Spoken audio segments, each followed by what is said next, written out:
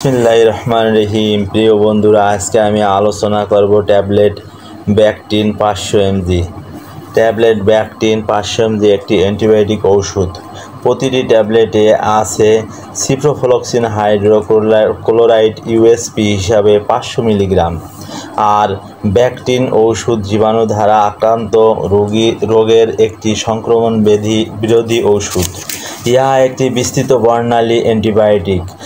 ব্যাকটিন 500 mg একটি ciprofloxacin গ্রুপের ঔষধ। ওষুধটির প্রস্তুতকারক company the Ibn Sina pharmaceuticals limited. আজ আমি এই ওষুধের কার্যকারিতা, সেবনবিধি, পার্শ্ব প্রতিক্রিয়া ও সতর্কতা সম্পর্কে বিস্তারিত আলোচনা করব আপনাদের সামনে।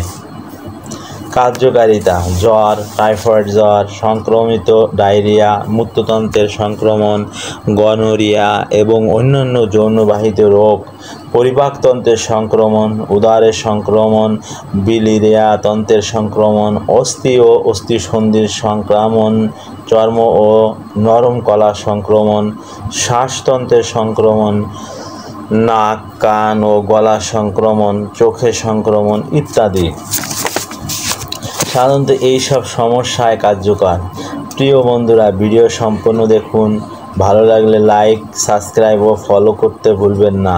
আর ওষুধ সম্পর্কে কোনো কিছু জানতে কমেন্ট করুন। সেবনবিধি: 12 বছরের ঊর্ধ্বে এবং প্রাপ্তবয়স্ক। 500 mg একটি ট্যাবলেট দিনে 2 বার সেবন করতে হবে।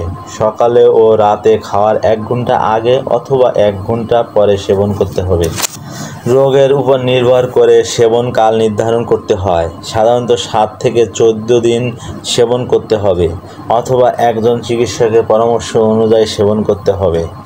পার্শ্ব প্রতিক্রিয়া: ব্যাকটিন 500 mg সাধারণত সুসহনীয় ওষুধ, তবে কিছু ক্ষেত্রে বমি ভাব বা বমি, ডায়রিয়া বা পাকস্থলীর অসুবিধা, মাথা ব্যথা, ঝিমুনি, গায়ে ফুসকুড়ি দেখা দিতে পারে। সাধারণত এগুলিই পার্শ্ব প্রতিক্রিয়া।